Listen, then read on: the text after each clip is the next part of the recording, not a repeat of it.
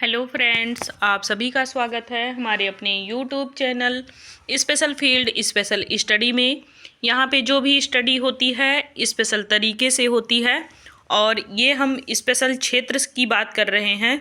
तो इसमें inclusive education आपके ना आए तो ये बिल्कुल भी नहीं हो सकता है। लगभग सारे सब्जेक्ट से आपके रिलेटेड ये आपका इंक्लूसिव एजुकेशन है और आपके ये डीएड स्पेशल एजुकेशन में HI VI और IDD तीनों ट्रेड का ये कॉमन पेपर है, जो कि आपका पेपर नंबर 10 है। ये आपका सेकेंड ईयर का पेपर नंबर 10 है, यानी कि सेकेंड ईयर का पेपर है ये, और समावेशी शिक्षा इसको बोलते हैं। और आपके फर्स्ट यूनिट में जितने भी आपके चैप्टर थे सभी चैप्टर कवर कर लिए गए हैं। सभी की प्लेलिस्ट भी बना दी गई है। यदि आपने अभी तक वीडियो नहीं देखा है तो आप चैनल पे जा कर के ये पांचों चैप्टर कवर कर सकते हैं।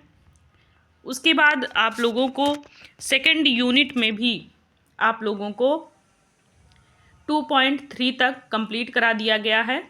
आज इस वीडियो में जो हम बात करेंगे वो हम इंक्लूसिव एजुकेशन में जो बाधाएं आती हैं या इसके जो सहायक तत्व होते हैं उसके बारे में हम बात करेंगे।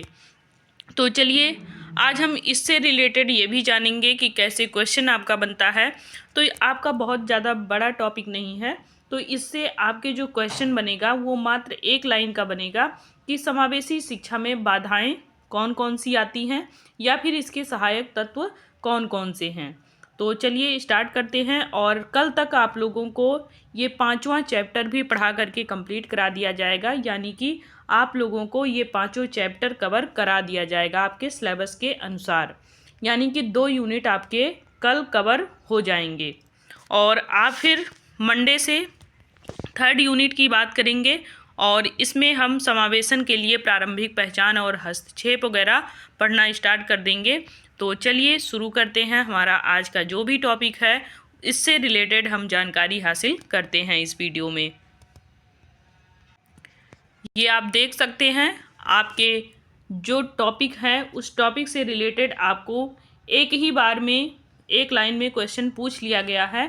तो ये चीज़ें आपके एग्ज़ाम में भी आ सकती हैं, तो इसलिए हम इस पे थोड़ा सा गौर करके अगर एक बार भी पढ़ लिए तो फिर हमारे दिमाग से ये हटने वाला नहीं है कि इसमें कौन कौन सी बाधाएं आती हैं, कौन कौन से सहायक तत्व हैं। क्योंकि जो भी इसमें बाधाएं आएंगी वो हमारे कहीं ना कहीं आसपास जो हमारा परिवेश है उससे संबंधित होता है। तो हम अपने इस दैनिक जीवन में या अपने इस वास्तविक जीवन में जो भी चीज़ें बाधाओं के रूप में देखते हैं उसी को हम इस समावेशी शिक्षा में भी रिलेट करेंगे।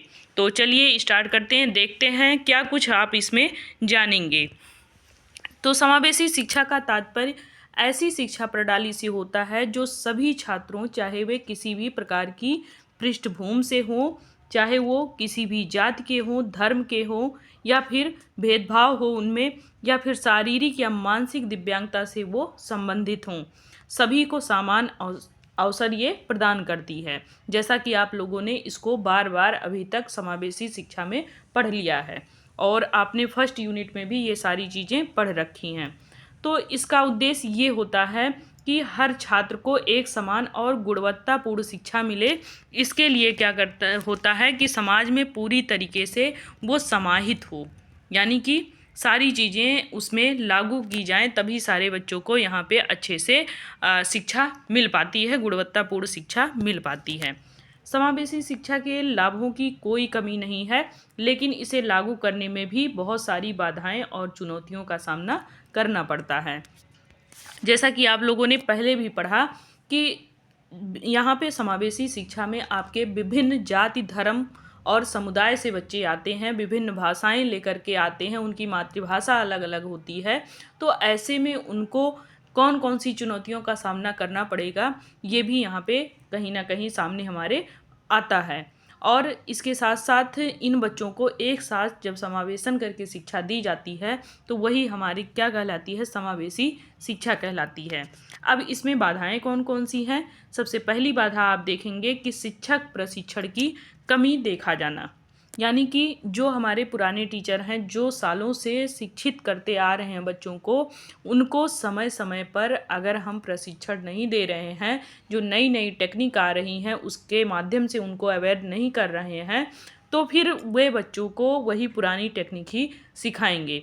और आज का जो समय है वो बदल चुका है। आज के समय में बच्चों को अगर आप अच्छे से उनको सिखा रहे हैं सारी चीज़ें जो गुणवत्तापूर्ण होंगी, और ये भी कह लीजिए कि उन बच्चों को अगर आप सिखाने में नए नए टेक्निक्स अपना रहे हैं, प्रशिक्षण प्राप्त शिक्षक को वहाँ रख रहे हैं, तो वे बच्चे शिक्षा ग्रहण करके आगे रोजगार परक बन सकते हैं। तो हम बात करते हैं शिक्षक प्रशिक्षण की कमी के बारे में। तो समावेशी शिक्षा के सफल कार्यान्वयन के लिए शिक्षकों का समुचित प्रशिक्षण जो होना है वो बहुत ही आवश्यक होता है। दुर्भाग्यवश बहुत से शिक्षक इस विषय में प्रशिक्षित नहीं होते हैं, क्योंकि आप जानते हैं कि हर व्यक्ति वो हर एक चीज़ में पारंगत नहीं होता है। विशेषकर जो विशेष आवश्यकता वाले छात्रों के साथ कार्य करने के लिए शिक्षा और सहायक विधियों के बारे में शिक्षक को उचित जानकारी और कौशल की आवश्यकता होती है। अगर शिक्षक इन बातों से अनभिज्ञ है तो वे समावेशी शिक्षा के उद्देश्य को प्रभावी ढंग से लागू नहीं कर सकते हैं। यानी कि जैसे आप जानते हैं बेसिक शिक्षा विभाग में क्या है कि वहाँ पे सामान्य टीचरों के माध्यम से ही हमारे दिव्यांग बच्चों को भी शिक्षित किया जाता है, लेकिन उनको कैसे शिक्षित किया जाना चाहिए, उसकी टेक्निक क्या है और कैसे वे बच्चे सीख पाएंगे, ये जो प्रशिक्षण है अगर हम इन टीचरों को नहीं देंगे या फिर इनके लिए स्पेशल टीचर नहीं रखेंगे तो फिर ये शिक्षा हम अच्छे से उनको नहीं दे सकते हैं, या कह लिए प्रभावी ढंग से उन बच्चों को हम नहीं दे सकते हैं, और कहीं ना कहीं हमारे इस शिक्षा में कमी पाई जाएगी। तो समय समय पे अगर उन्हें हम प्रशिक्षण में प्रतिभाग करा रहे हैं और प्रशिक्षण दे रहे हैं, नए नए चीज़ों को उनको सिखा करके टीचरों को भेज रहे हैं, तब जा कर के वो बच्चे से मिल रहे हैं और बच्चों को तब सिखा रहे हैं, तो फिर यहाँ पे कोई प्रॉब्लम नहीं आती है। बच्चे अच्छे से सीख लेते हैं और शिक्षा का स्तर जो है वो उनका भी धीरे धीरे सामान्य बच्चों की तरह बढ़ता चला जाता है। अब हम बात करेंगे संसाधनों की कमी। संसाधनों की कमी की बात करें तो समावेशी शिक्षा में अक्सर ये देखा गया है कि जो हमारे दिव्यांग बच्चे होते हैं उनके लिए उचित संसाधन उपलब्ध नहीं होते हैं। बेसिक विभाग में आप अगर बात करें प्राइमरी या जूनियर की, तो वहाँ पे आप देखेंगे कि इनके लिए किसी भी प्रकार का कोई उपकरण नहीं होता है। तो इसके लिए अगर विशेष कक्षाएं बनाई जाएं जिसमें सामान्य और दिव्यांग बच्चे अगर पढ़ रहे हैं, तो वहाँ पे सामान्य बच्चों के लिए जो भी सहायक टेक्निक रखी जाती है वो सभी चीज़ें कहीं ना कहीं हमारे जो दिव्यांग बच्चे हैं उनके लिए उपयुक्त नहीं होती है, बल्कि उन्हें अलग से भी कुछ ऐसी आवश्यकताएं होती हैं उपकरण की जो वहाँ पे होना जरूरी होता है। तो समावेशी शिक्षा के लिए उपयुक्त भौतिक संसाधनों की आवश्यकता होती है, जैसे कि विशेष कक्षाएं होनी चाहिए, वहाँ पे उचित प्रकाश होना चाहिए और वहाँ पे कक्षाएं ऐसी हो कि बच्चों को किसी भी प्रकार का कोई प्रॉब्लम ना हो, यानी कि बाधा मुक्त वातावरण हो उस कक्षा का, सहायक टेक्निक उपकरण हो, शारीरिक सहायता हो और अन्य आवश्यक वस्तुएं वहाँ पे उपलब्ध हों। विद्यालयों में इन संसाधनों का अगर अभाव है तो कई बार समावेशी जो शिक्षा है उसको लागू करने में कहीं ना कहीं बाधा उत्पन्न होती है।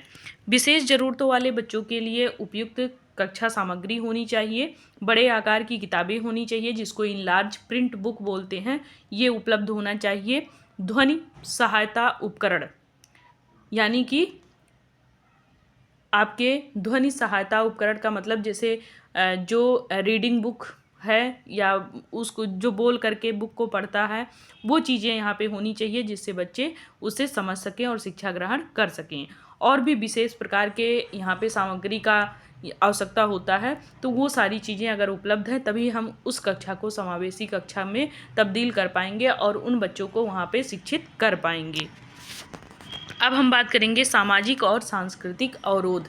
सामाजिक और सांस्कृतिक अवरोध ये है कि समाज में बहुत से ऐसे लोग हैं जिनकी जो मानसिकता होती है वो कभी भी हम उसको बदल नहीं सकते हैं। उनको हम कितना भी जागरूक क्यों न करते हैं, लेकिन उनका जो रवैया होता है दिव्यांग बच्चों के प्रति अक्सर निगेटिव ही देखा जाता है। तो कभी कभी इससे भी बहुत ज़्यादा मुश्किलें आती हैं, जैसे कि कोई माता पिता हैं, उनका कोई बच्चा है जो दिव्यांग है, उसको बार बार आप जागरूक कर रहे हैं तो वो अपने बच्चे का एडमिशन तब भी ना कराएं ले जा करके, तो इससे भी समस्याएं आती हैं। और कुछ लोग ऐसे भी होते हैं कि आप अगर माता पिता को जा कर के जागरूक भी कर रहे हैं और कोई है जो उनको पीछे से भड़का दिया तो भी वो अपने बच्चे को फिर लेकर के नहीं जाएंगे।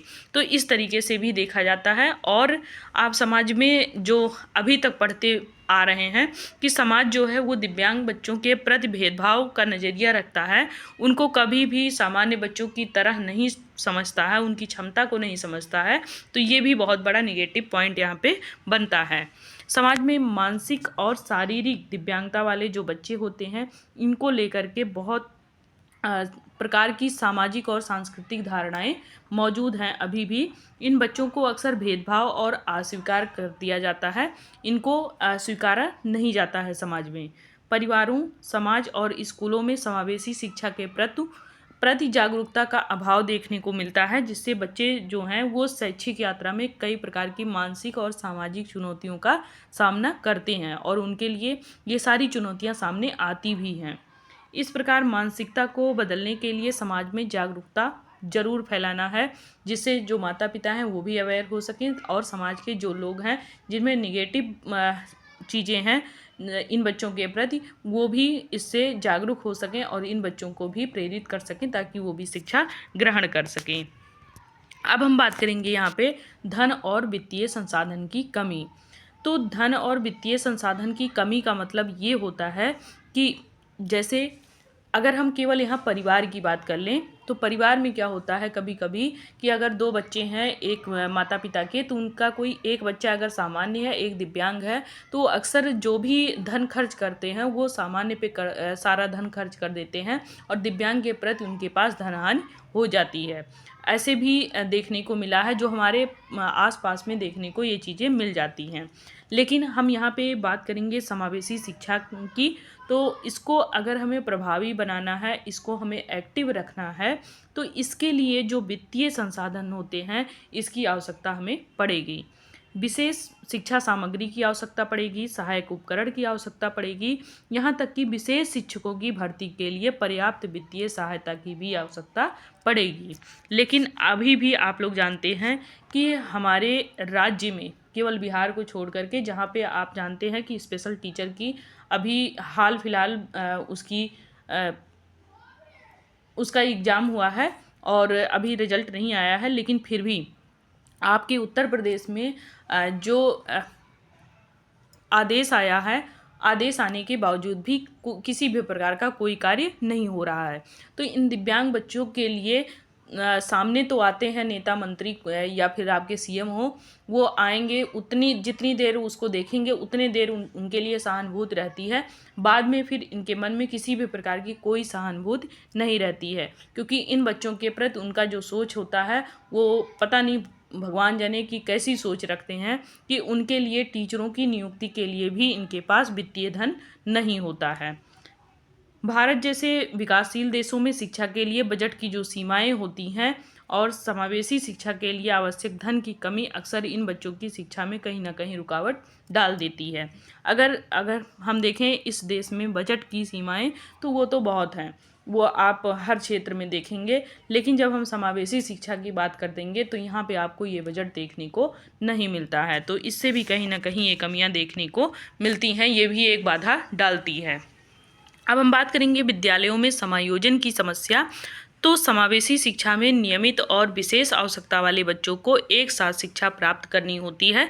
जैसा कि आप लोग जानते हैं कि सामान्य और दिव्यांग दोनों बच्चे एक साथ शिक्षा ग्रहण करते हैं, लेकिन सबसे बड़ा यहाँ पे चुनौती ये होता है कि यहाँ पे प्रत्येक बच्चे की जो शिक्षा है और उसकी जो ज़रूरतें हैं वो अलग अलग होती हैं।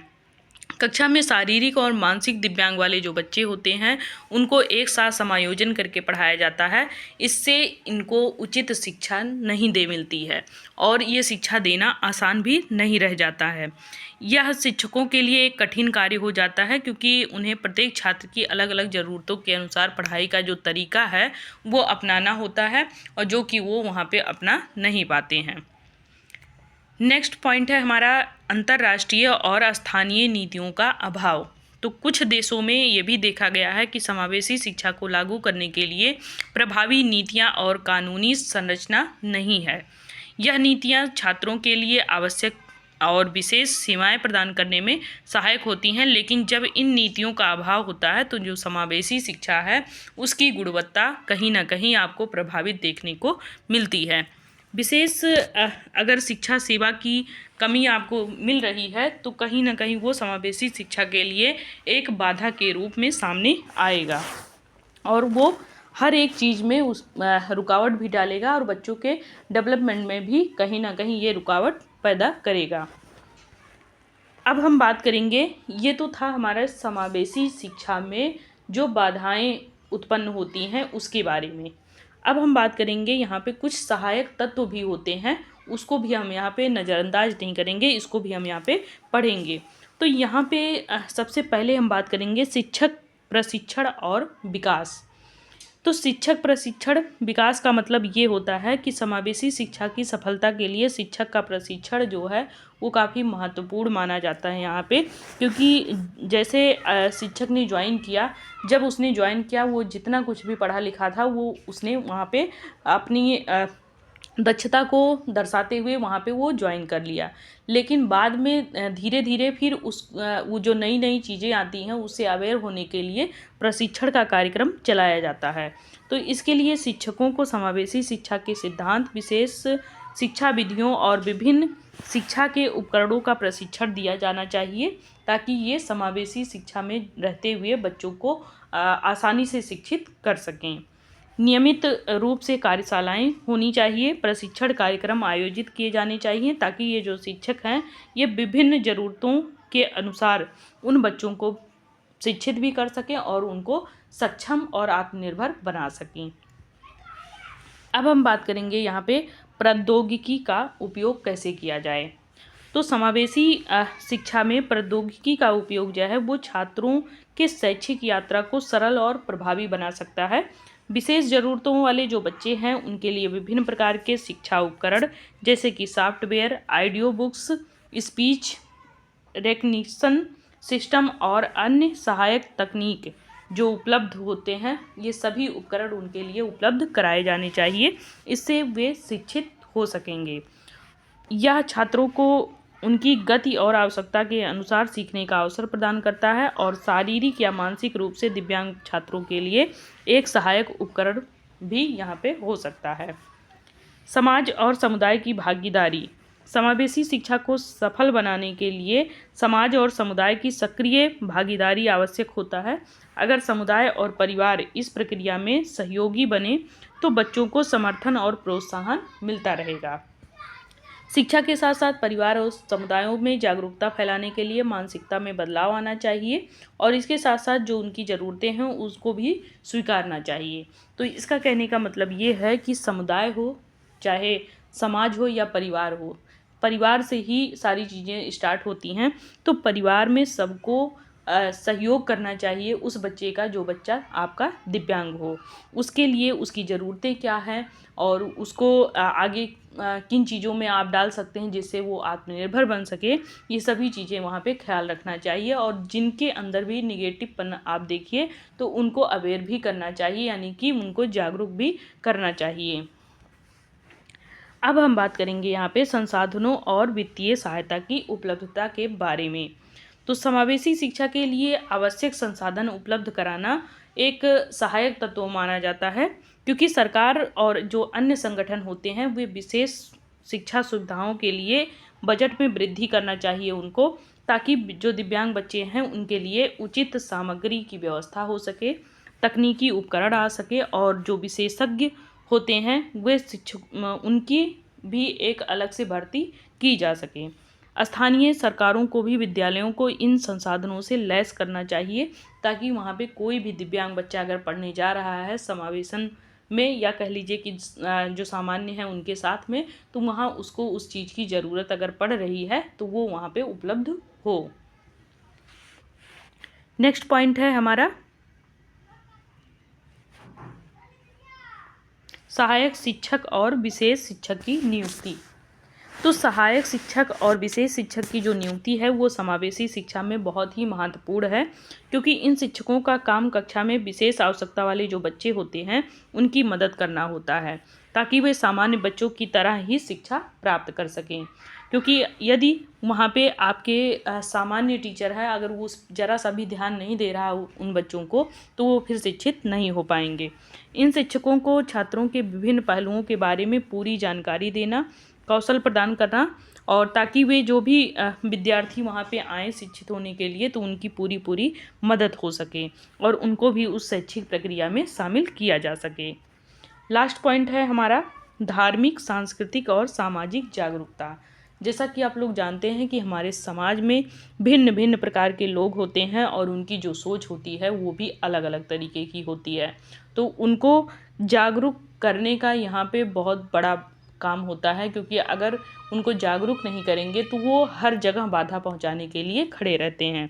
तो जो दिव्यांग बच्चे होते हैं उनके साथ भेदभाव ना हो, उनको समान अवसर मिले, उनकी एक जो जिम्मेदारी है उस जिम्मेदारी को पूरा किया जाए।